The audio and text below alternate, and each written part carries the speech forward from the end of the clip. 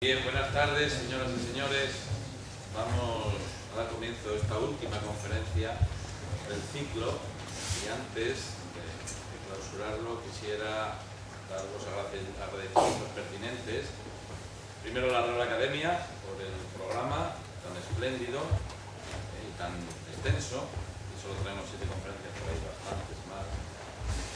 A los conferenciantes, a los miembros de la Real Academia, en la persona de Antonio Hernando, por el esfuerzo que hacen de recorrer España, al Club Prensa Asturiana por facilitar el sitio para el desarrollo de este tipo de conferencias, y por último y sobre todo a ustedes que lunes tras lunes nos acompañan, nos arropan y nos dan ánimos para continuar con este ciclo de conferencias. Gracias por venir, gracias por apoyarnos y esperamos contar con su presencia también el año que viene. Volveremos a organizar este tipo de conferencias. Bien. Hoy, como colofón, tenemos al profesor Antonio Hernando, madrileño, aunque con ciertos vínculos en Asturias, le gusta Asturias. Es doctor por la Universidad Complutense, con premio extraordinario, catedrático de magnetismo de la materia en esta misma universidad, la Universidad Complutense de Madrid. Ha sido profesor invitado en Dinamarca, fue el primer profesor de la cátedra BBV de la Universidad de Cambridge, fue propuesto por la propia Universidad de Cambridge. Ha sido invitado en el Instituto Max Planck de Stuttgart. En 1989 impulsó la creación del Instituto de Magnetismo Aplicado de la Universidad Complutense, que desde entonces dirige, pero sigue siendo ha colaborado y contribuido con muchos laboratorios. Tiene unas 400 publicaciones científicas. Eso para el mundo científico es una tonelada, están 400, es autor de 7 patentes y lo que es mejor, una de ellas, una valla sensorizada, ha sido comercializada. A veces las patentes se quedan en eso. Patente de comercializada. En este caso, está comercializada, está dando sus frutos, ha pertenecido y ha dirigido muchos proyectos de muchos y variados tipos, ha sido nombrado experto sobre protección contra la radiación no ionizante del Ministerio de Sanidad y Consumo ante la Dirección General Quinta de la Comisión Europea. Es miembro del Centro de Magnetoencefalografía de la Universidad Complutense de Madrid y miembro del Comité Científico del Parque Científico de Barcelona. Es decir, una persona de un elevado prestigio científico, y yo sé que también es medalla de honor al fomento de la invención de la Fundación García Cabrerizo, segundo premio Talgo a la innovación tecnológica en 2001, doctor honoris causa por la Universidad del País Vasco, miembro de honor de la Sociedad Española de Materiales y el último premio que ha recibido, que yo sepa, es el premio de Icona de Investigación que se le concedió, se le entregó en enero, me parece que fue, en el tercer conquista aquí en el país. Bien, el profesor Hernando viene a hablarnos una cosa que al principio llama la atención: la física del funcionamiento cerebral. Tenemos la idea de que el cerebro funcionaba de una manera tan relacionada con la física, ya esperamos que el doctor Hernando nos lo aclare. La sincronización de voltajes neuronales. Es decir, funcionamos por una sincronización, o nuestro cerebro funciona por una sincronización de voltajes. De tal manera es así que si no se sincronizan esos voltajes, tenemos unas disfunciones tipo falsas. Es importante, yo no sé cómo lo hace, espero que el doctor Hernando nos diga, cómo más de 1 billón de neuronas se sincronizan para esos problemas. Estamos aquí para muchas gracias, cuando quiera, doctor Hernando. Muchas gracias por la presentación y también en nombre de la academia, ¿no?, por lo que ha dicho. Yo creo que todos los académicos que participamos en el programa estamos muy contentos de hacer esto, y a mí me parece personalmente, y esto quizá no convenga hacer mucho, que creo que es de las cosas más importantes que hace la academia, ¿no? Muy bien. Claro, como bien decía el decano, ¿qué hace un físico que ha trabajado toda su vida en magnetismo hablando del cerebro? Efectivamente, mi conocimiento del cerebro, desde el punto de vista de la anatomía, incluso la fisiología, pues es muy limitado, tan limitado como puede ser de cualquier persona que no haya sido profesional de esto, ¿no? Sin embargo, yo creo que es interesante hacer una reflexión que de alguna forma justifica o explica por qué hablo del cerebro. Y es, ustedes han oído seguro hablar de la nanociencia, de la nanotecnología y todo esto, como algo que está de moda, ¿no? Realmente lo característico de la nanociencia, como que tiene que ver con esto, que hable yo del cerebro, etcétera, es que parece que, igual que la física fue la ciencia del siglo XX, en el siglo XXI la ciencia va a ser no una rama, como la biología, que podríamos decir la biología, sino va a ser fundamentalmente un esfuerzo colectivo, es decir, que cada objeto que se estudia va a necesitar que participen especialistas que provienen de ramas distintas, lo que se llama una multi o pluridisciplinaridad. Y esto ya lo estamos viendo en la nanociencia, ¿no? Cuando una persona trabaja en moléculas o en macromoléculas, pues está ya muy cerca pues, en proteínas, que es la esencia química de la vida, los genes están en el tamaño, vamos, el ADN, la estructura ADN unitaria está en la escala del nanómetro. Los métodos que utilizamos para hacer artificialmente estructuras a escala nanoscópica, pues muchas veces son copia de lo que hace la naturaleza.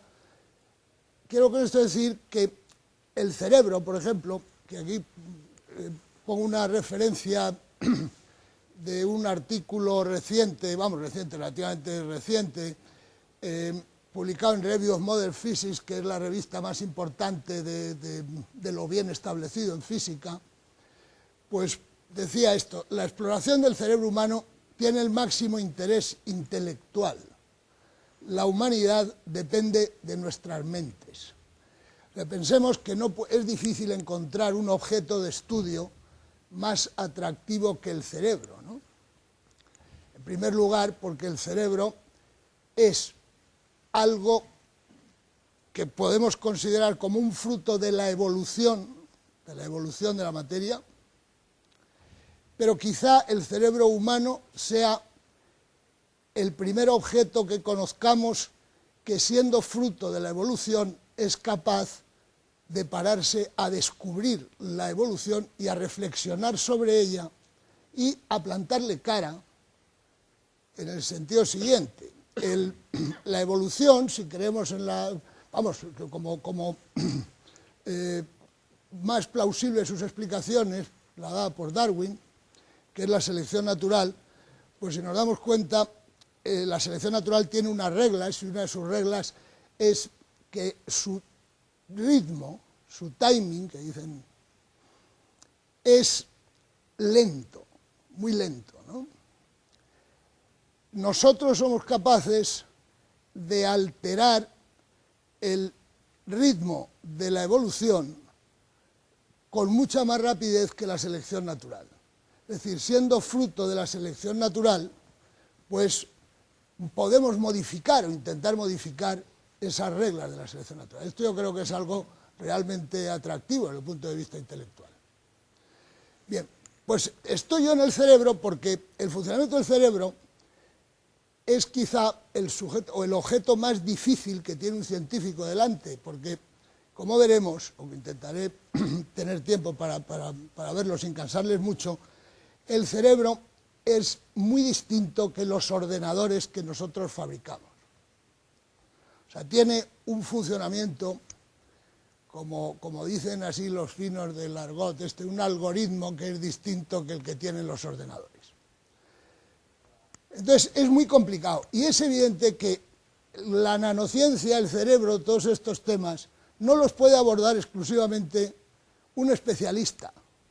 Porque para estudiar cómo funciona el cerebro hacen falta unas técnicas experimentales que no es fácil que un médico no ha tenido tiempo de estudiar esas técnicas experimentales. O para analizar las señales de un electroencefalograma, de un magnetoencefalograma, pues hay que recurrir a matemáticos que sepan realmente lo que es el tratamiento de las señales, el obtener información buena cuando las señales son muy débiles, el ruido es muy grande, hacer filtros espaciales, filtros de frecuencia, transformar de Fourier, todos estos tópicos matemáticos. Y eso pues tampoco lo sabe un físico experimental, vamos, lo sabe a un nivel muy alto, y tampoco lo va a saber un fisiólogo que tiene otras especialidades.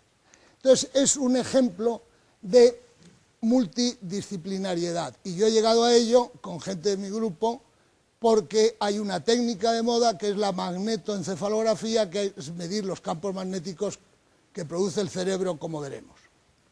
Bueno, pues hecha esta explicación, podemos ver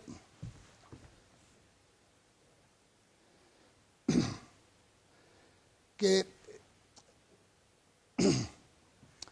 el cerebro humano, vamos a empezar por poner unas coordenadas. He dicho que es fruto de la evolución. Con su permiso me voy a quitar la chaqueta.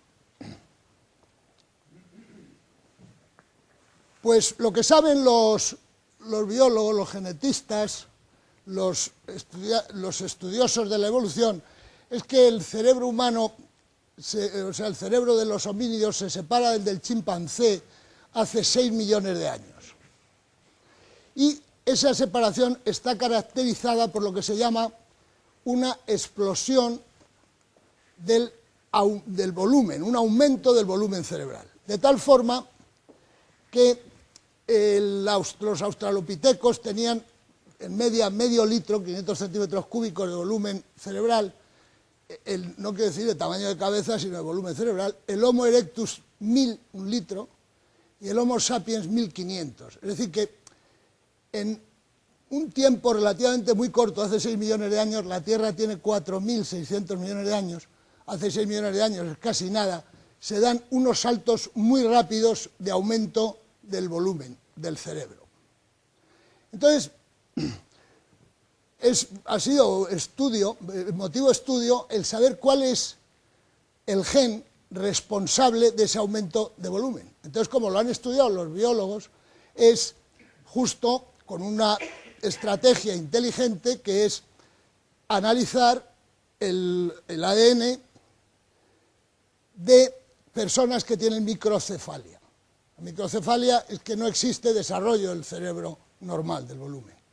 Entonces, cuando han detectado cuál es, personas o animales, claro, en este caso el estudio lo han hecho unos españoles, un compañero nuestro de la academia estaba allí, Jesús Ávila, en la mosca drosófila. Entonces observan que la mosca drosófila puede nacer con una microcefalia, y lo que sí ven es cuál es el gen que tiene, que mutándose da lugar a la microcefalia. Evidentemente ese gen fue el responsable en su día de la evolución de que aumentara el volumen, porque ahora es el que, cuando no funciona, da microcefalia.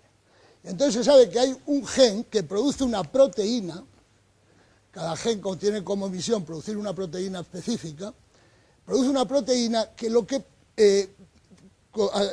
da lugar a esta proteína es a multiplicar las células. Cuando se multiplican las células, que se forma una estructura citoplasmática, en el núcleo, que se llama el huso cromático, pues hay unas proteínas que son capaces de generar un uso cromático más amplio, de manera que cada célula, cuando se divide, da lugar a 3 o 4 células, mientras que lo habitual es que dé una solo. Entonces, ese gen fue el responsable, cuando actúa sobre las neuronas, de que fuera mucho mayor la eficiencia en la autoprocreación de neuronas y aumentara el cerebro. Evidentemente, este aumento del cerebro, que ya sabemos cuál es el gen que es responsable de él, es una mutación que se llama ASPM, pues esto se vio en la drosófila, es el que en el ser humano dio lugar, en los homínidos, a esta situación. Podríamos hablar, y haré referencia muy por encima, porque lo importante, yo creo, es resaltar algunos aspectos relevantes del problema. Podemos hablar de la anatomía del cerebro, que su estudio pues no tiene dificultad, ya que pues cualquier cadáver puede ser estudiado con detenimiento. la fisiología, que es muy difícil de estudiar realmente, estudiar en el sentido científico. No digo de hacer teorías y de hablar y de lucubrar, pero estudiar científicamente la fisiología del cerebro en humanos es difícil, porque para estudiar la fisiología hay que ver cómo funciona, para ver cómo funciona hay que hacer experimentos y pruebas dentro del cerebro y eso no se puede hacer. Luego tiene esa dificultad, ¿no?, la fisiología. Hemos hablado un poquito de la evolución. Quiero hacer una referencia a la neurona, porque el funcionamiento de la neurona nos va a servir para plantear cuál es el problema real matemático de funcionamiento del cerebro. Hablaremos de las conexiones, diferencias con los ordenadores y de lo que es la sincronización y la magnetoencefalografía. Pero todo esto será bastante breve. Bueno, lo que es importante ver es que, desde el punto de vista anatómico, la parte importante del cerebro, lo que le distingue al cerebro de los homínidos, de los cerebros menos desarrollados, los vertebrados, es el córtex. El córtex, que es esto que está aquí pintado, pero no lo de dentro, sino lo de fuera. El córtex, piensen que está justo debajo del cráneo y tiene un espesor solo de 2 a 4 milímetros. Y está formado por tejido gris y tiene aproximadamente 2.500 centímetros cuadrados que están plegados en su superficie, ¿no? Tiene las convoluciones estas famosas y se pliega por una razón evolutiva también, y es porque el aumento de volumen del cerebro tiene un límite que es el aumento de la anchura de las caderas de las mujeres, que son las que tienen que parir. Y entonces llega un momento que la cabeza no puede seguir aumentando porque no hay. Entonces la forma de aumentar el volumen o la masa gris sin aumentar la necesidad del volumen es formarse esas convoluciones. En total tiene 2.500 centímetros cuadrados, que para que se hagan una idea todos ustedes es de la dimensión de una servilleta normal de la mesa, ¿no? En el cerebro, en la materia gris, está formada fundamentalmente por neuronas. Ahí pone que hay 10 elevado a 11, que serían 100.000 millones de neuronas. Es obvio que nadie ha contado las neuronas que hay. Es una estimación, viendo la densidad de neuronas que hay por unidad de superficie del corte. Pero lo que sí se sabe es que tienen muchísimas uniones. Cada una de las neuronas se puede relacionar con miles de neuronas. Hay concretamente unas células de Purkinje en el cerebelo que tienen millones de contactos con otras neuronas. Quiero decir que lo que es más llamativo, desde el punto de vista de la anatomía, es la enorme cantidad de uniones que cada neurona tiene con otras. Aparte del tejido gris está el tejido blanco, que están las células gliales, que actúan como soporte, la mielina esta que forra los axones, los nervios, y también tiene pues un número elevado de estas células. Bueno, lo que es interesante es ver que en esta servilleta que tenemos aquí pegada al cráneo es donde se aloja nuestra capacidad de inteligencia, el lenguaje, el poder hacer matemáticas, la sensibilidad artística, y todo porque hay unas neuronas juntas entre ellas. Es decir, que todo esto está reducido a entender el secreto de todo está en las uniones que existen entre esas neuronas. Esto es lo que Crick, que saben que descubrió, fue uno de los descubridores de la estructura espacial de la molécula ADN, lo llamó la hipótesis sorprendente, ¿no? Que en esa servilleta se aloje todo lo que acabamos de ver.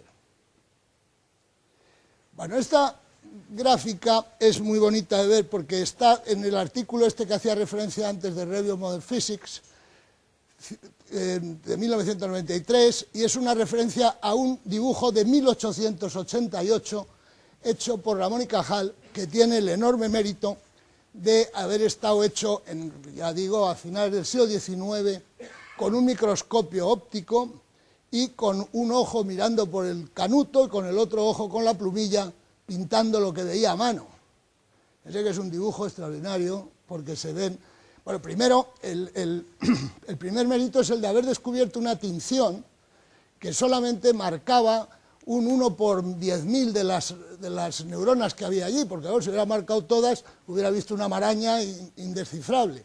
Sin embargo, tuvo la habilidad de ver unas pocas, se ven aquí unas neuronas estrelladas de estas del córtex de rata perfectamente, las dendritas, los axones y todo esto, ¿no? O sea que a partir de esta época ya se conocía cosas del cerebro. Como he dicho, igual que la anatomía se conoce bien, la fisiología es muy difícil y solamente tienen estas vías hasta ahora, y aquí es donde está la importancia de la física. Hasta ahora lo que se ha hecho ha sido pues, estudiar en funcionamiento en vivo pequeños mamíferos que cada vez hay más dificultades de hacer experimentos, afortunadamente, con animales que sean invasivos, ¿no? Que sean dañinos.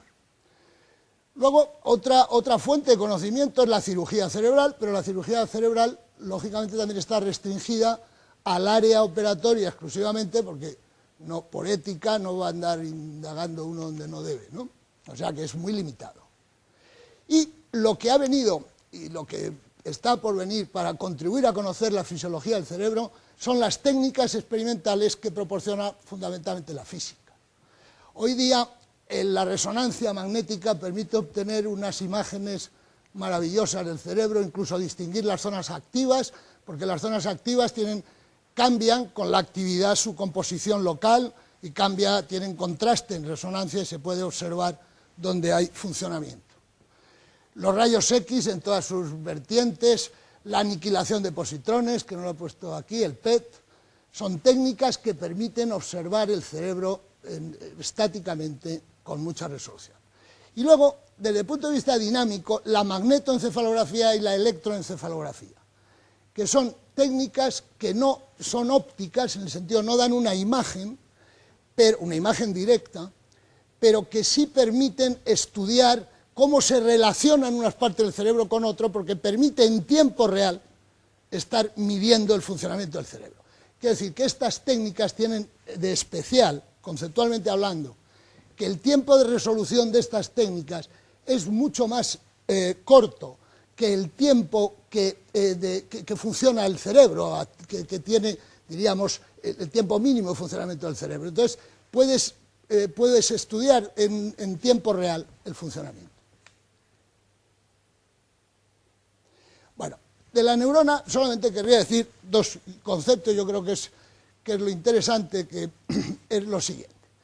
Como sabemos, la neurona consta hay miles de tipos de neuronas, pero todas ellas tienen un funcionamiento común, tienen un cuerpo celular, esto sería una célula normal, luego la neurona es una célula exótica que tiene aquí unas cosas raras, pero esto sería la célula normal, donde tiene su núcleo, es una célula que consume mucha más azúcar, mucha más energía que otras células, y en este núcleo es como un procesador. Este núcleo tiene la capacidad de que cuando le llega un voltaje, le puede llegar ya existe una diferencia de potencial en la membrana, o sea, que no está potencial cero, hay un potencial eléctrico entre el interior y el exterior a través de la membrana de la célula.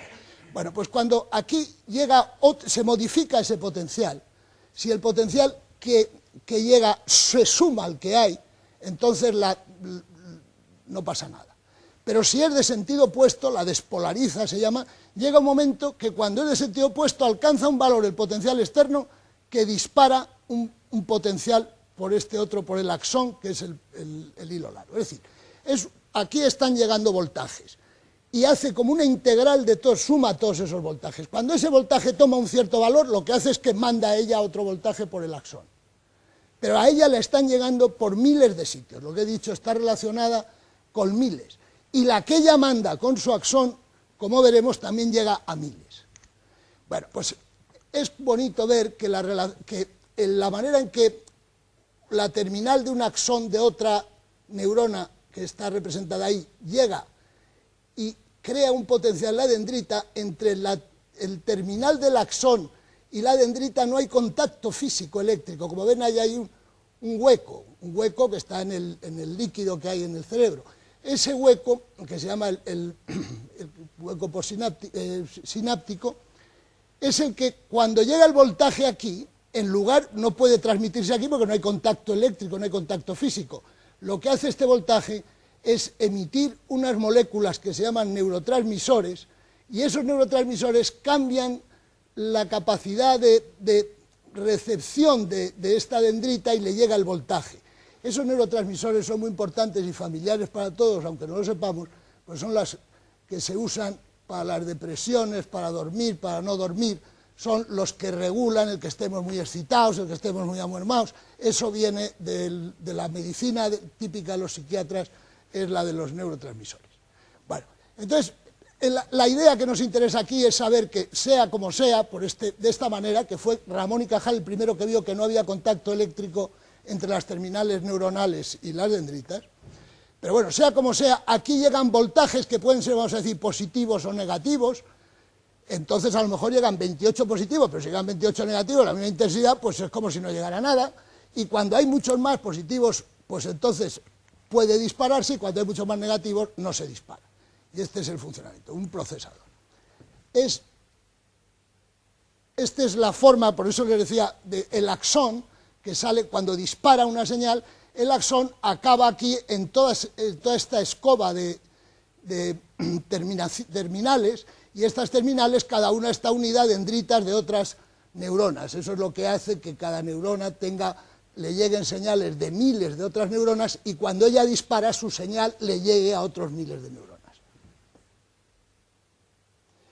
Este es un dato que es ya interesante, es ver que los potenciales estos que llegan a la neurona, como los potenciales de acción que emite el axón, son potenciales eléctricos que duran del orden de 10 a 1 milisegundo. O sea, dura 1 milisegundo un pulso de estos. Cuando un axón lanza un voltaje, es 1 milisegundo. La altura de estos voltajes suele ser del orden de 100 milivoltios para lo que se llama el potencial de acción, el que sale por el axón, y los que vienen de los terminales de los otros los admite en tiempos de 10 milisegundos y típicamente 10 milivoltios, más pequeños. Curioso ver que cuando supongamos que a una célula, a una neurona, le llega un voltaje que suma, pues vamos a decir, 10 milivoltios, más del umbral, entonces dispara. Dice uno, ¿y qué pasará si le mandamos 100 milivoltios? Pues dispara con la misma amplitud, la amplitud del disparo es la misma. Lo que pasa es que si le hemos mandado 100 milivoltios en vez de 10, manda muchos más disparos con más frecuencia.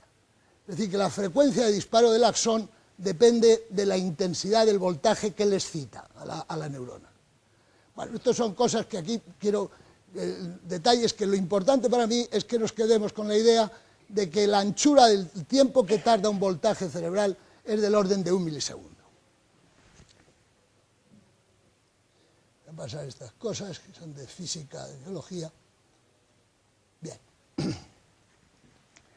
Y creo que ahora podríamos plantear un poco, si alguien está interesado en esos detalles del funcionamiento de los voltajes, porque es física muy bonita, es física y química y biología juntas, porque son, como han visto ustedes, no hay contacto eléctrico, se producen voltajes y corrientes eléctricas sin contacto eléctrico a través de un mecanismo que es muy complicado, que es la emisión de los neurotransmisores. Esos cambian la idea, no, creo que voy bien de tiempo, la idea la explicamos por repasar, que muchos de ustedes lo sabrán.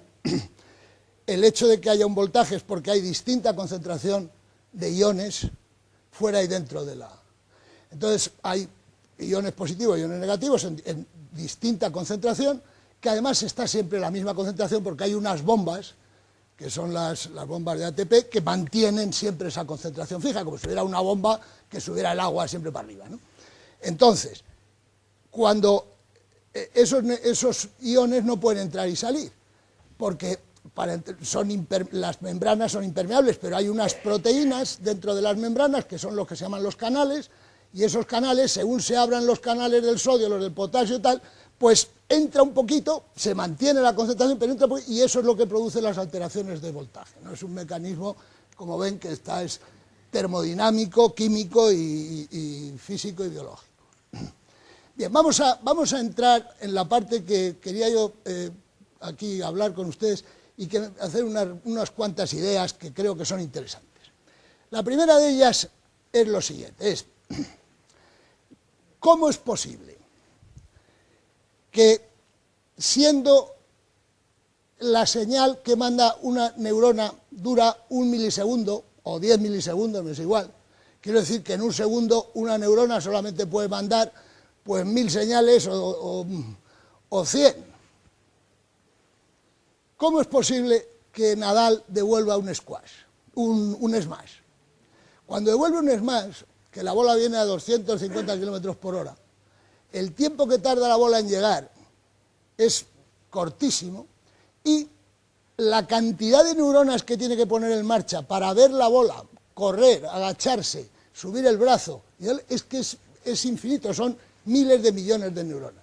Entonces, esto es el problema fundamental que tiene el comprender cómo funciona el cerebro.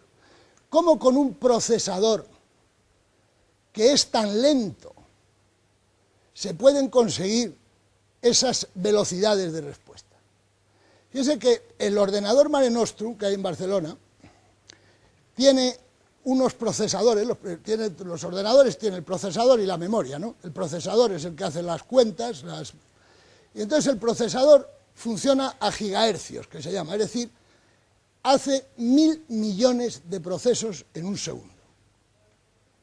Mientras que una neurona, la neurona más rápida que tenemos nosotros, hace 1000 operaciones en un segundo, es decir, exactamente 1 millón de veces más lenta que el procesador de un ordenador bueno. Tan rápidos son los procesadores de los ordenadores que ya no interesa aumentar la memoria porque no tendrían, quiero decir, aumentar su velocidad, porque no habría capacidad de memoria para trabajar. O sea que eso es así. Bueno, entonces se ve que esto es lo que digo, que es muy distinto. Es decir, el hecho de que la operación elemental, el proceso elemental que hace el cerebro, tarde 1 milisegundo, mientras que el del ordenador tarda 1 milmillonésima de segundo, pues claro, es que es una cosa que no se explica cómo se puede volver el smash. Entonces parece que tenemos que buscar la explicación en ese enorme número de uniones que hay entre neuronas. Por ahí es donde tenemos que buscar alguna luz para entender cómo funciona el cerebro. El secreto del cerebro tiene que estar escondido por esa cantidad tan grande de uniones entre neuronas. Bien. En 1978, un investigador americano, Mountcastle, estableció un principio general que tuvo su importancia. Fue que, a pesar de que por los estudios actuales de anatomía, fisiología, adscriben, y parece que hay evidencia de que algunas zonas del cerebro se dedican a una actividad mientras que otras se dedican a otra. La vista está aquí, el oído le tenemos en el temporal, el motor en el frontal, esas son cosas que se saben en esa zona del córtex. No nos debe esto confundir, para intentar entender el cerebro, ya que es igual, la estructura de una zona es igual que la de otra. Otra cosa es que las células que detectan las sensaciones, que son las primeras células que pone en marcha un niño, cuando se ve, al ver, yo veo, y entonces las células visuales primarias conectan con unas neuronas que están ahí más cerca de donde están ellas, o por lo que sea, tengan más contacto, y entonces ya esa zona se habitúa a albergar la actividad de ver. Pero es claro que las personas que nacen ciegas, la zona que nosotros usamos para ver, la pueden usar ellos para otra cosa. Es decir, no existe una relación, es decir, es como si ahora uno mira a Europa, pues las naciones que hay en Europa no tienen un significado histórico, quiero decir, histórico de eso que hablamos de millones de años, es una cosa de convención reciente, o sea, el cerebro es muy uniforme. Y lo que se caracteriza es por tener todas estas uniones. Fíjense que la forma más intuitiva de empezar a pensar en esto es, por ejemplo, los sentidos, ¿no? Los sentidos utilizan las sensaciones que nos llegan, pero claro, esas sensaciones que nos llegan, por ejemplo, cuando vemos, es sabido que una zona de las células que detectan la visión ven segmentos, otras ven colores, otras ven la profundidad. Entonces, sin embargo, nosotros, antes de ver todo eso casi, viéndolo muy fragmentariamente, somos capaces de construir una imagen única. Esto es lo que se llama la asociación. Es decir, hay unas neuronas que detectan, bueno, de hecho es evidente que cuando uno lee palabras que son parecidas, si uno lee deprisa palabras, aunque no estén bien escritas, uno lee la palabra. O sea que se ve que el cerebro pone algo de sí, es decir, que la sensación no llega de nuevas, sino que cuando la sensación llega basta ver unos rasgos y este es fulanito. Bueno, de entrada, y es que, bueno, entonces cuando uno se para a pensar, ¿qué es lo que tenemos dentro para reconocer a fulanito? Bueno, pues fulanito ha sido fruto de muchas señales que me llegan de él, que he sido capaz de hacer un, diría casi concepto, de cara y de cara de fulanito. Todos sabemos lo que es una cara. Es decir, que el cerebro, ante la información que le llega a las sensaciones, elabora. Y ahora sabemos perfectamente que no solo elabora, sino que se prepara, que igual que la sensación que me entra por el tacto al apretar aquí, que noto que hay unas células que producen un voltaje que me lo comunica por un axón y me llega al cerebro y me llega a la parte que yo detecte el tacto, nada más tocar ahí, la parte que detecta el tacto ya me está de arriba abajo enviando unas señales diciéndome lo que voy a encontrar. En cuanto toque 2 veces, ya sé si una de las veces me lo han cambiado, lo noto inmediatamente. Es decir, existen flujos de voltaje de la realidad del exterior adentro, y cuando están dentro se asocian unos voltajes con otros, y al final lo que tenemos es voltajes, porque como le decía yo a este amigo, en el interior del cerebro, por ejemplo, no hay luz. O sea que ese naranja que lleva usted es un naranja, lo que yo veo naranja, pero para mí, dentro de mi cerebro no hay luz. Es un voltaje, yo tengo un voltaje dentro, que ese voltaje cuando funciona, digo, esto es naranja. Cada cosa que nosotros entendemos, percibimos, pensamos, son voltajes dentro de esa maraña de uniones. Para cada cosa hay un voltaje. Bueno, entonces, seguimos. ¿Y cómo funciona eso de manera que ya lo que es el estímulo, llega la bola y eres capaz de ver la bola y pasas a ser activo, a moverte, a devolverla y todo eso, ¿cómo funciona? Bueno, pues vamos a seguir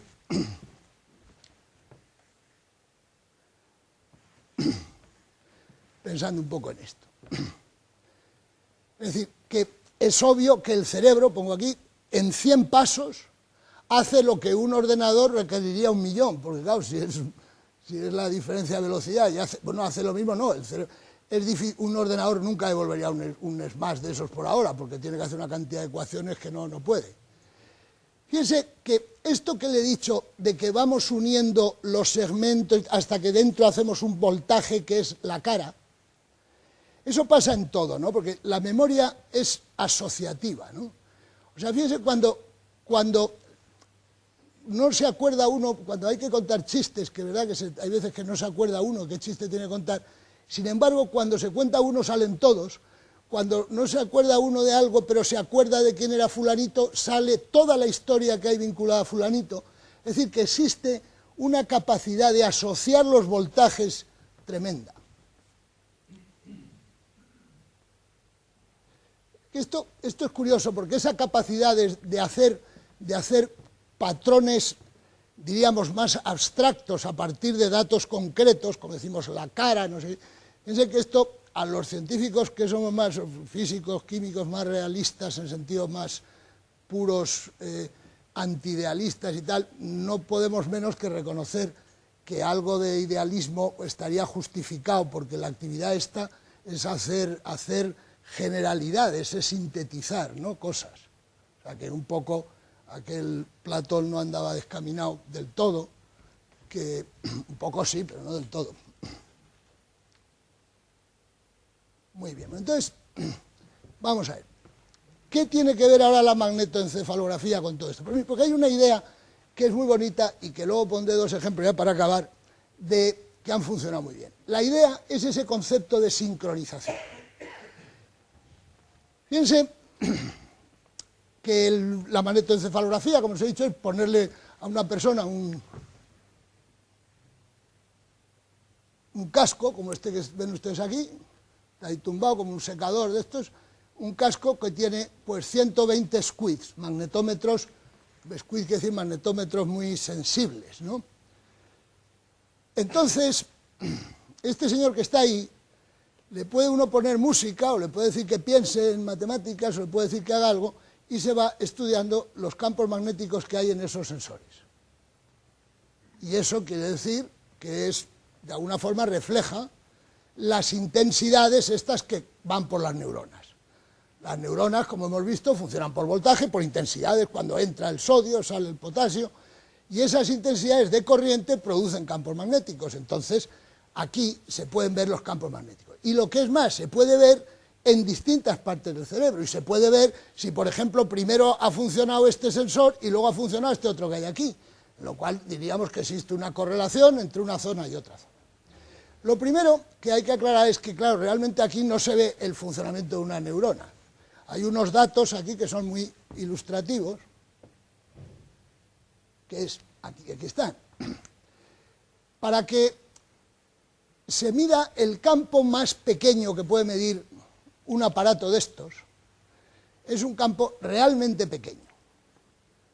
¿Por qué digo realmente pequeño? Bueno, porque pequeño, grande, es relativo. Pues sí, es relativo a un campo que estamos familiarizados, que es el campo magnético terrestre, el campo que mueve la aguja.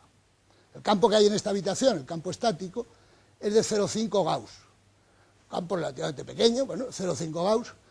Pequeño si le comparamos con el campo que ponen en una resonancia magnética del hospital, que ponen 2 teslas, pues este sería pues 0,5, vamos a ver, 50 microteslas. Ese es el campo magnético terrestre, muy pequeño, 50 millonésimas de Tesla.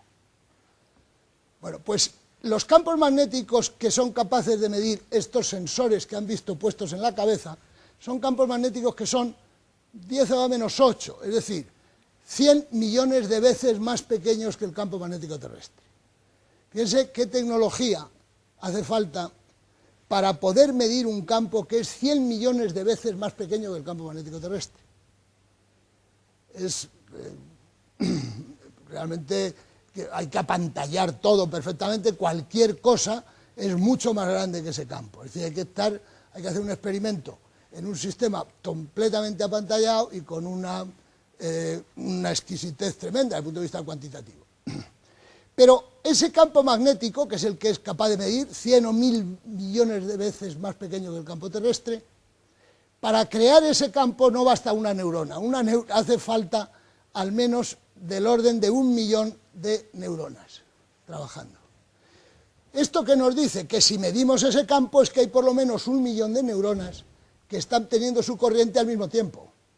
¿De acuerdo? Porque claro, si una tuviera una corriente para arriba, otra para abajo, se sumaría a 0. Es decir, que el hecho de que midamos las corrientes que producen 1 millón de neuronas quiere decir que al menos hay en ese punto 1 millón de neuronas que están de acuerdo. Esto sugiere que las neuronas, y esta es la idea básica de la sincronización que subyace en todos estos estudios que se hacen hoy, es lo siguiente. Esto sugiere que no es que una neurona se ponga en marcha y entonces le pase a otra, que tarda, o a otras 5.000, que tardaría 1 milisegundo, y las otras 5.000 tardarían otro milisegundo en pasárselo a otras 5.000, sino que las neuronas ya están funcionando per se. Como podemos imaginar una orquesta sinfónica que estuviera todo el mundo allí tocando su instrumento y cada uno fuera a su marcha, un ruido tremendo, y de pronto alguien sincronizara una sinfonía. Y esa sincronización sería colectiva. Basta uno, que es el director, que les pone de acuerdo a todos. Y suena la música. Y es otra cosa, ¿no? Es decir, el concepto de sincronización, que se pone de manifiesto que existe al menos localmente, es el que nos genera ese interés enorme por estudiar la magnetoencefalografía. Fíjense, volveré sobre esto, pero quiero que vean primero cómo son las señales que se observan con el magnetoencefalógrafo. Esto es un experimento en el cual hemos participado nosotros para hacer las matemáticas de esto. Aquí está tiempo cero, todo esto es tiempo, en la escala de tiempos, y de aquí a aquí transcurre, pues no sé si son 0,02, 0,4, un segundo, ¿no? O 100 milisegundos. 100 milisegundos. Bueno, entonces, aquí lo que en este cero se emite un sonido. El señor está puesto allí con su aparato y se da en un momento dado un pitido. Y se estudia lo que se ve en uno de los sensores. Por ejemplo, este va a ser un sensor, el 18. Entonces, al cabo de un minuto, se repite el experimento. Se vuelve a hacer, y cuando se pintan juntos todo lo que sale en ese mismo canal, en un canal solo, en 10 experimentos, sale esto. Pero si ahora sumamos eso, se obtiene esto.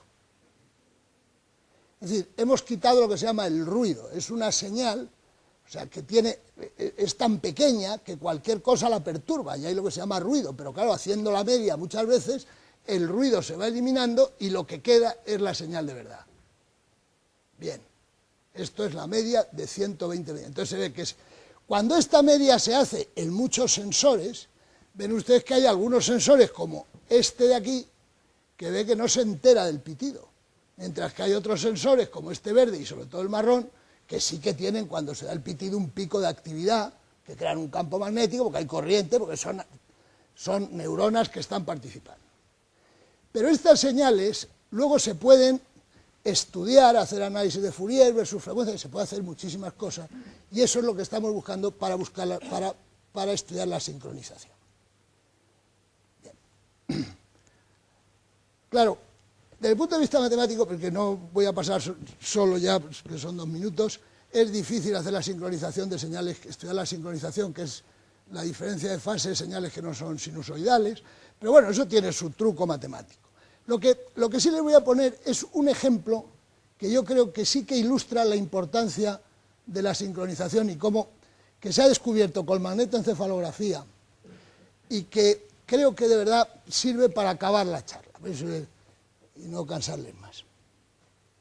Esto que no se ve, pero me sirve a mí para recordar lo que quiero decir. Este es un experimento que está publicado en la revista Nature hace 6 años, de un señor, estos son un equipo alemán que trabaja en Frankfurt, en un magnetoencefalógrafo, y que han sido pioneros y gente realmente muy buena en el tema, que tiene muchos matemáticos, físicos, médicos muy buenos, cirujanos, biólogos, etc. Han estudiado, y esto es muy bonito, digo, empezaron estudiando el olfato de unos insectos, y ahora han estudiado el movimiento del dedo o sea, este efecto. Si uno mueve el dedo lentamente, 90 grados, el dedo índice, y se fija con detenimiento en la forma del movimiento, se observa que no es un movimiento continuo. No es continuo, sino que es un movimiento a saltos, como el tambor de un revólver que va dando saltos así, ¿no? Los pasos de una carraca. Esto va a saltos. Entonces este efecto está ligado con la sincronización, como el Parkinson, etcétera. Es un efecto que se estudia bien. Se estudia bien porque pusieron un electrodo en el músculo que mueve el dedo y pusieron un magnetoencefalógrafo al mismo tiempo. Entonces cuando el señor dice voy a mover el dedo, entonces empieza la actividad cerebral en lo que se llama el premotor. Del premotor sale un voltaje, axones que disparan potenciación al motor, y del motor sale una señal que ellos siguen. Y esa señal va, una de ellas va directamente al músculo, que es la que llega al voltaje al músculo, el que mueve el músculo. Y ese voltaje se puede medir porque está midiendo uno el voltaje que alimenta al músculo con un electrodo, llega de ahí. Pero entonces aprecian que la señal que sale del motor, con los canales en la magnetoencefalografía, se hace como un bucle, que está aquí pintado, un bucle, ahí se ve un bucle raro, y es que sale del motor, va al músculo, pero otra parte, esa misma señal, en vez de directamente, se divide en dos, como un río, una va al músculo y la otra va al tálamo y al hipocampo, al cerebelo. Y del cerebelo sale otra vez al músculo. Entonces, observan, hacen análisis de frecuencia de esas señales y observan que los voltajes que llegan del motor, que son como una onda sinusoidal, filtrada, la filtran, que sería pues una cosa así, esto es lo que sale del motor, esto es lo que llega al músculo, parecido a lo que llega al músculo, y lo que llega, que ha pasado por el cerebelo, es otra señal de la misma frecuencia que esta, pero si se dan ustedes cuenta, donde aquí está el mínimo, aquí está el máximo, aquí está el máximo, aquí está el mínimo. Es decir, que lo que ha hecho el cerebelo es desplazar la onda. Bien, entonces, cuando la señal del cerebelo llega al músculo, llega desplazada respecto a la del motor, pero llega desplazada y además lo que actúa es lo que se llama sobre los inhibidores de las células del músculo, mientras que la que llega del motor actúa sobre los activadores. Quiere esto decir que el músculo llega una señal que le haría hacer así, ir deprisa, despacio, deprisa, pero siempre en el mismo sentido, activándole. Mientras que el otro, cuando es menor, cuando es cero la fuerza que le está ejerciendo el excitador, le ejerce una fuerza en sentido contrario, porque va desfasado cuando es máximo, y además actúa sobre los inhibidores. De tal manera que el resultado es que el movimiento llega al activador, le para el inhibidor, activador, inhibidor, y entonces dice uno, ¿y esta complicación tan enorme a qué cuento viene? ¿A cuento de qué viene? Y tiene una explicación, que es hacer reversible los movimientos. La reversibilidad siempre es ventajosa respecto a la irreversibilidad. Yo creo que esto todos estamos de acuerdo en cualquier cosa. Nadie puede decir que es mejor lo irreversible que lo reversible, a no ser que se tuviera la certeza que no se tiene de adivinar el futuro. Lo irreversible siempre tiene el riesgo de que, como no acierte uno, no puede volver atrás. Mientras que lo reversible es ventajoso desde el punto de vista de la termodinámica y desde el punto de vista de la vida misma. Entonces, la evolución ha hecho que aquellos individuos que eran capaces de tener ese bucle fueran más resistentes a la desaparición que los que no lo tenían y hacían cosas irreversibles. Pero digo que esto se ha descubierto bien con la magnetoencefalografía, pero se ha hecho el análisis para el olfato de unas hormigas. Unas hormigas eran capaces de resolver en olfato cosas sublimes, que nadie se explica cómo podían oler tan bien. Entonces, este equipo, estudiando la hormiga con micro y nano contactos, ha observado que el proceso es exactamente igual que este. Es decir, que resuelven tanto el olor porque llega la excitación para oler y al momento llega la inhibición que lo frena, con lo cual no saturan el olor, sino que vuelve a oler otra vez de nuevo, y eso es lo que les permite tener resolución, porque todos sabemos que si estamos todo el rato oliendo una cosa ya no la olemos. O sea, lo que es muy importante para resolver en el olfato es oler, dejar de oler y volver a oler, porque entonces, claro, hueles con mucha más profundidad porque estás más tiempo oliendo y oliendo con la misma sensibilidad. Entonces, parece que, fijaos que es un ejemplo sencillo, ¿no? Sencillo de entender, pero que no es sencillo que se le ocurra a nadie, sino es por técnicas experimentales buenas, de lo importante que puede ser estudiar la sincronización para conocer mejor la fisiología del cerebro. Bueno, nada más, muchas gracias, y que preguntar algo, ya está bien.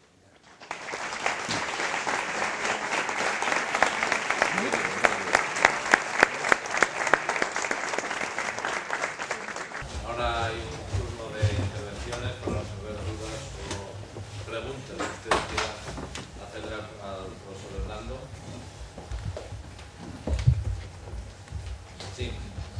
quería preguntarle, ¿cómo es posible que, siendo la sensación del orden de 10 milivoltios o 100 milivoltios, eso se pueda dividir para tener la sensibilidad de las cosas? O sea, oler y no oler, no, es oler y este olor o este otro, si el único método de conocimiento es la diferencia de voltaje. Lo importante es cómo y cuando llamo patrón, llamo el perfil de los voltajes que produce una cosa. O sea, quiero decir, el verde es un patrón de voltajes. Es una cosa como parecida a esta. Esto es lo que pasa en tal parte del cerebro cuando ve usted el verde. Y eso no es importante que estos sean milivoltios o voltios, sino que es la forma, ese perfil de ahí, eso es lo que es verde, rojo, etc. O sea, no está vinculado con la intensidad del voltaje y la sensibilidad, sino cómo se combinan esos voltajes en distintas partes y en el tiempo, que es lo que es ver un cerebro en activo. Ahora tengo las corrientes de alta tensión cercanas a edificios y demás. ¿Se puede utilizar esto para conocer esto un poco mejor? ¿Puede determinados componentes causar patología? Por supuesto se podrá intentar ver cómo afecta el campo magnético de baja frecuencia esto. De todas formas, yo no creo que en este momento eso sea uno de los temas más importantes para la gente que trabaja en magnetoencefalografía, ¿no? Pero vamos, sí, cualquier efecto sobre el cerebro, pues es susceptible de ese estudio aquí, sí, sí. Porque yo pienso una cosa, yo basándome en la corriente continua, la corriente alterna y la corriente de alta frecuencia. Esto es lo que... En el cerebro no habrá una corriente de alta frecuencia que se lo transmitan unas neuronas a otras y al usted pensar en determinada cosa que tiene un problema que quiere solucionar, una de las neuronas lo lanza, o las neuronas no, el pensamiento. Para mí el pensamiento está antes que las neuronas. No soy ningún experto, soy un analfabeto. Yo veo que todo lo que tenemos que hacer en la vida, primero es cuestión del pensamiento. Y solamente podemos pensar con relación a lo que tenemos almacenado en nuestra memoria, en el ordenador. Pero aparte de eso, el ser humano se diferencia de los ordenadores a que puede combinarlo todo. Y yo soy de la opinión, me empecé a pensar si no habrá dentro del cerebro una corriente de alta frecuencia. Por eso están lo que he hablado de las técnicas experimentales, de medir las cosas para verlo, para justo se dice, ¿habrá una corriente de alta frecuencia? Bueno, pues vamos a ver vamos a medir las corrientes, ¿no?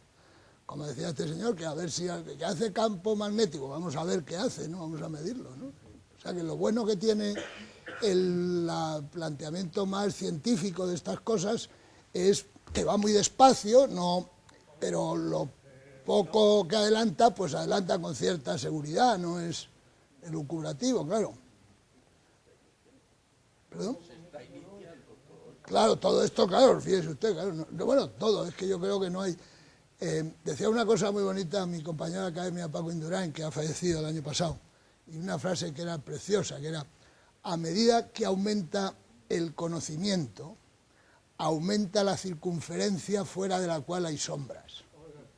O sea que es cuando nos damos cuenta de todo lo que nos queda por ir. O sea, eso es, sí, cambian las conexiones. Sí. Por eso el cerebro a lo mejor se ensancha. Ah, bueno, pero no quiere decir eso que se ensanche físicamente. Como las raíces de un árbol. Claro, sí. Consiste, vamos a ver, si estamos diciendo que el cerebro tiene patrones de voltaje, entonces una forma, yo diría, muy inmediata, nada... Quiero decir, la estimulación magnética transcraneal pretendería estimular unos voltajes, a ver si con esos voltajes ya uno reacciona.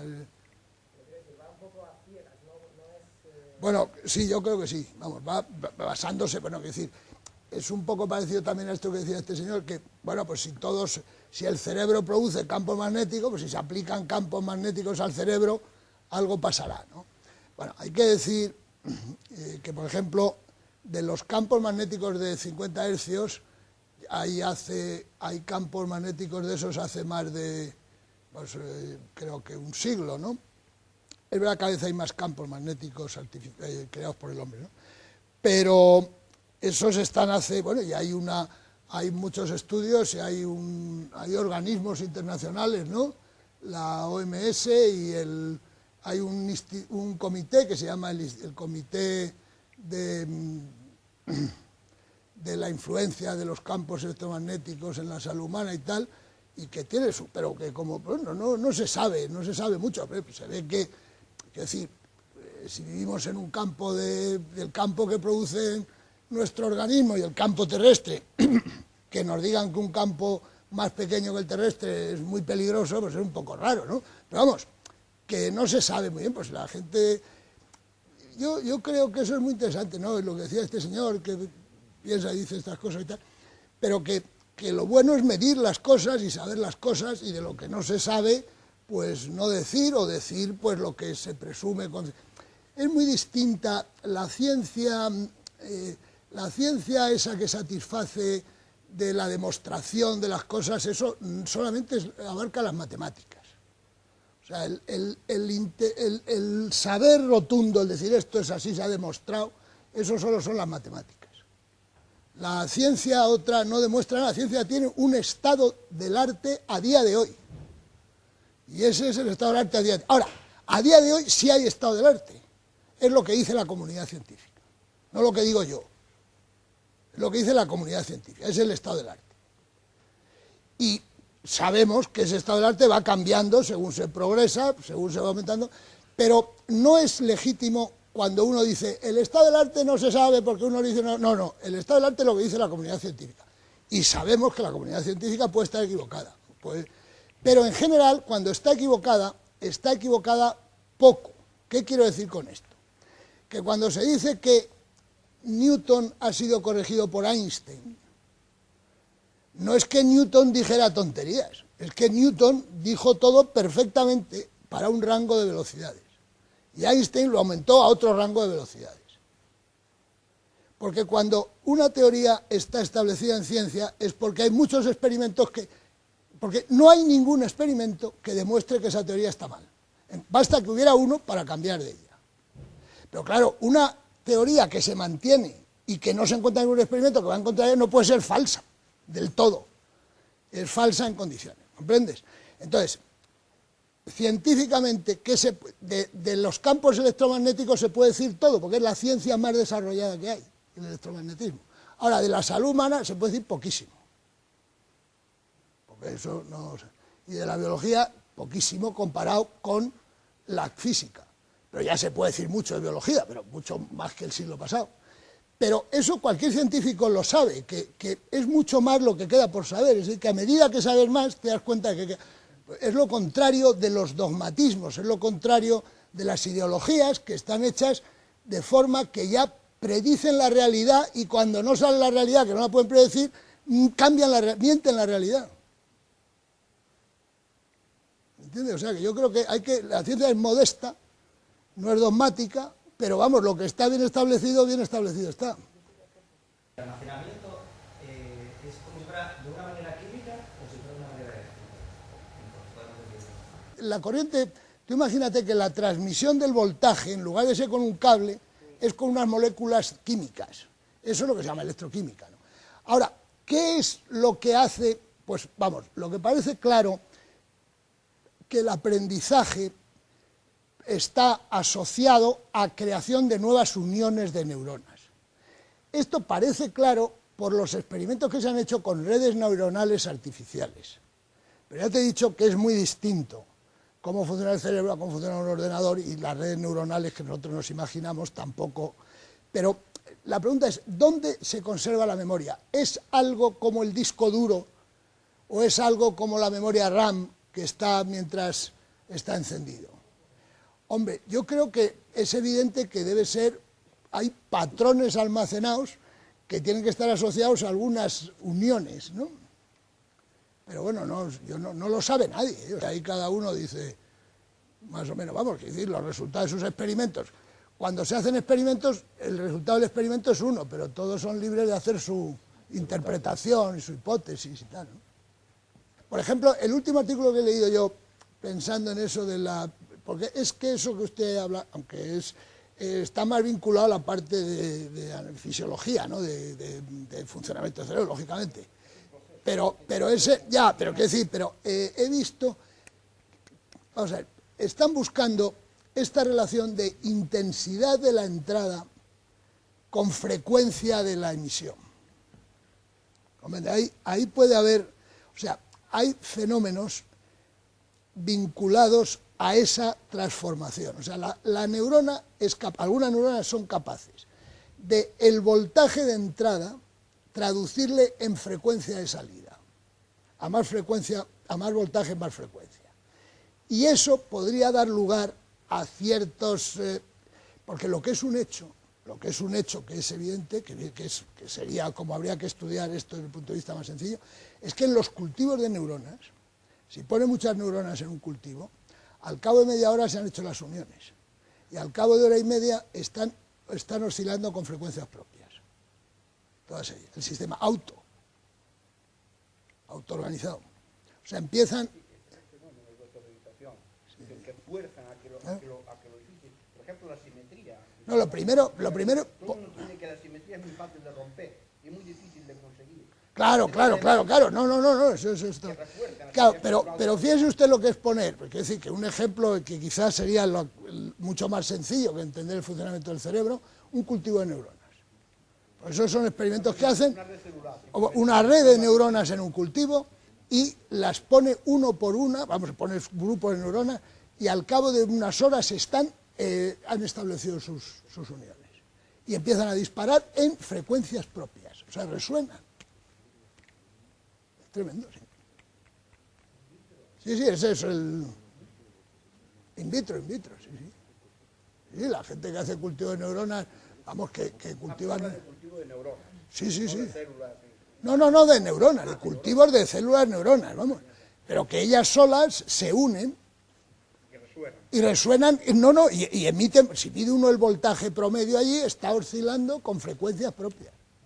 Que el volumen de detección de sensor puede ser 1 milímetro cuadrado, lo cual no quiere decir, o 2 milímetros cuadrados, no quiere decir que estén todas las neuronas de esos 2 milímetros cuadrados, sino que la media de la señal que producen, las que están ahí.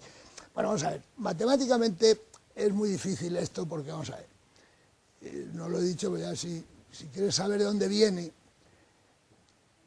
hay que resolver lo que se llama el problema inverso en matemáticas. Es muy fácil, conociendo corrientes, saber dónde están qué campos produce, pero midiendo los campos, saber qué corrientes son las que lo producen es muy difícil, porque eso se habría resuelto el problema del campo magnético terrestre. La gente lleva con satélites midiendo el campo magnético terrestre años y nadie ha resuelto el problema inverso, porque no tiene solución única. El problema inverso, que es conocido el campo, saber la fuente.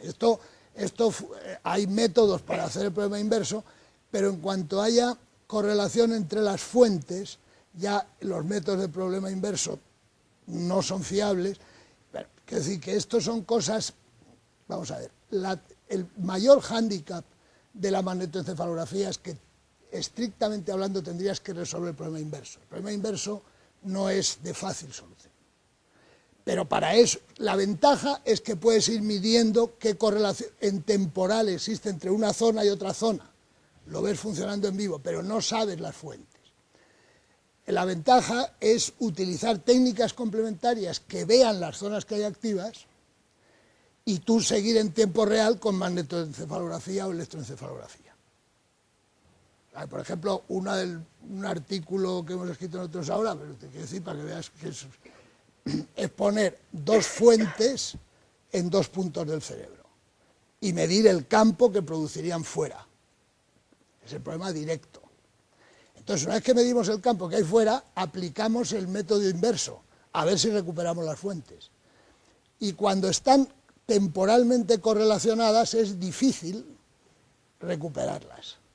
Quiero decir que es difícil saber las fuentes a partir de esas medidas. Yo creo que es relativamente habitual, ¿no?, ver a algunas personas, bueno, no habitual, pero que no es habitual, pero quiero decir que todos conocemos a alguna persona que tenía esa característica. Claro, claro, le llamaba la atención, sí, sí. Sí, pero siempre, pero es un poco, pues, un caso extremo, pero siempre en los colegios, en la clase, hay uno que los problemas de variaciones los hace mejor que otros, hay una facilidad para el cálculo aritmético, como hay para la música, ¿no? Hay gente...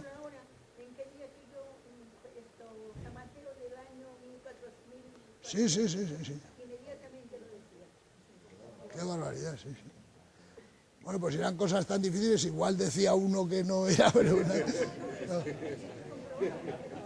Sí, sí, sí. Claro, claro. Pues sí, sí, no, que yo no lo sé, claro, yo verdaderamente es que lo que hago es medir los campos magnéticos, pero ya de más, pues lo que he leído como todos, ¿no? Pero sí, sí, seguro que tiene alguna característica, algún tipo de uniones, pues de eso, que tenga más activación, más para eso que para otras cosas, y se nota ahí, ¿no? Les esperamos a todos, ya les digo, el año que viene, en el nuevo ciclo. Muchas gracias a todos.